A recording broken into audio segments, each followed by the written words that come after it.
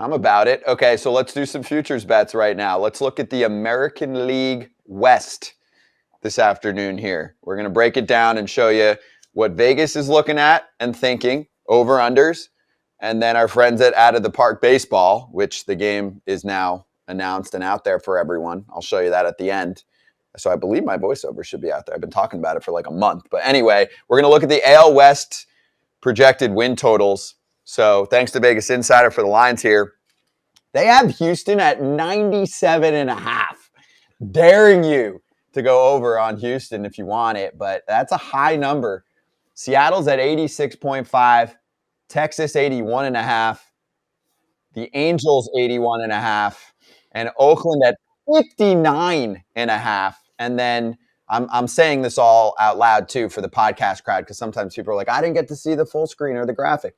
Out of the Park says Houston way under. They've got them at 90 dubs. They've got Seattle at 87, so pretty much on the money. They've got Texas going over at 84. They've got the Angels at 81, which I think in Anaheim would be a massive disappointment. And then they've got Oakland at 68 wins. They've got them way over. And one of my buddies, I'll just start it this way, he's going hard on Oakland with the under. And he texted me about it. He was like, what do you think? I'm going hard on Oakland with the under. And I'm like, Vegas isn't stupid, man. I mean, first off, 59.5, they're already booking it for 100 losses, which isn't always a lock. I'm like, you're a 2-week stretch where they just have a little run with the young guys and it ruins things and they win and they lose 100, 101, whatever, and you're screwed. So they're not stupid. They've been doing this for years. Pick a lock. Who wants to start? I'll go. Okay. What do you got? And this is the only reason I'm taking this. I'm taking the Angels with the over. Now, the only reason I'm doing this because they don't have to play Houston as many times. They don't have to play Seattle as many times. I'm going with Houston with the over. I think Noah Syndergaard's going to have a bounce-back year. Let's talk about – Shohei Ohtani is going to do what he does. I think it's the Angels' year this year to get in the playoffs, and I think their number is going to be around 85, 86. And I don't think necessarily they're going to win the division, but I think they're going to be in that second-place talk this year. Man, you said Houston with the over, but I knew you meant LA with the over, right? No, are the Angels. I'm sorry. Angels. Yeah. Yes. Angels, Astros, it kind of flows. Man, like Texas and Anaheim, like you want them. I think for baseball, you want them to be over 500. You want them to be a really good team. I mean, Texas has done so much, and their starting rotation is like – it's like putting a bunch of elephants on a tightrope. Like, man, this is going to be so cool to watch, but I think something bad's going to happen. Like, I got to stay away from that. I think the lock here, because essentially 98 wins is so many wins to go over for Houston, I'm going with the under with Houston. I'm agreeing with Out of the Park. I think there is – and I may be stupid. I feel like 100 wins. I feel like it's easier to say 100 losses for somebody is legitimate, but 100 wins for a team at the beginning of the season, that is so many. So I'm going to take the under, and I don't really even have a good reason for it. I just feel like it is so much because I think they upgraded from a World Series team last year, but Lance McCullers being down again. I think they could have been planning on him being a big contributor, and we don't know how long he's going to be out for. Altuve's hurt. And Altuve now, that's 8 to 10 weeks. They got a lineup, though. Abreu, I'm looking at maybe 95 wins for them. I mean, it's really going to be a burner of a season for them. But I think that division is going to be awesome to watch. No Verlander. And he was insane last year. No, I'm with you. I can't touch that because I think there's just as good of a chance of Houston winning 100. At 97.5, I think that's pretty accurate. And on the Angels, here's the thing. I've been dunking on them for years. And it's worked out every freaking year. Unlucky that I couldn't bet for years working for the league. Man, I wouldn't be on this show. I'd be chilling in Fraser's Bahamas hotel where he was a couple weeks ago, sipping Mai Tais, being like, yep, under every freaking year for the Angels. I mean, I don't love their bullpen. It's a fragile roster, and I'm 10 for 10, so I'm going to keep going on it. I mean, they haven't been good since 2014. Anthony Rendon, period. baby. Anthony Rendon. Let's go. That's all I'm going to say. I was sitting around last night, and my 14-year-old son goes, "How are the Angels constantly missing the playoffs?" And like, yeah, a bad bullpen. Like, come on, there's plenty of teams with bad bullpens. How many teams have possibly, when they sign Rendon, 3 MVP candidates, the 2 best players in the world, and Rendon is was coming off 100 RBIs, 300 hitter, like smashing the ball. How does it constantly come up craps? Like, how are we always there with the Angels? How much time you got, Kratzy? Because I got all kinds of reasons for you, okay? They haven't developed well. I think they're doing a much better job now with Perry Minasian, but it takes time because it was a mess. They haven't developed well. They haven't put enough into international scouting. They definitely haven't invested well in pitching in general. I mean, it's a team that should be a much better pitching ball club on a yearly basis. Defense is usually pretty good. If you look at the way that they've spent in off seasons, they very rarely go after a starting pitcher. Like the guy to lead the top of the rotation, it just doesn't happen. I was like, Cole's going to be it. That's your guy. And I know he wanted to go to the Yanks, but it's not like he was just making a geographical decision. The Angels didn't offer him nearly as much money as the Yankees. Whatever the number was for Cole, I don't remember. I'll find it in a second, that he ended up with $325, I think it was. If the Angels go to Garrett Cole and they throw $350 plus at him, he's starting to think about it. That's what I would have done. I would have put all my freaking chips down and said, hey, we finally need to invest in pitching. I've heard rumors before that Artie Moreno goes, hey, pitchers only go every 5th day, starters, so I'm not going to spend as much on someone like that. I'd rather go Pujols, Josh Hamilton, Anthony Rendon. How's that working out for you? It's a problem, and it's been like that for a long time. You can't win on 2 players alone.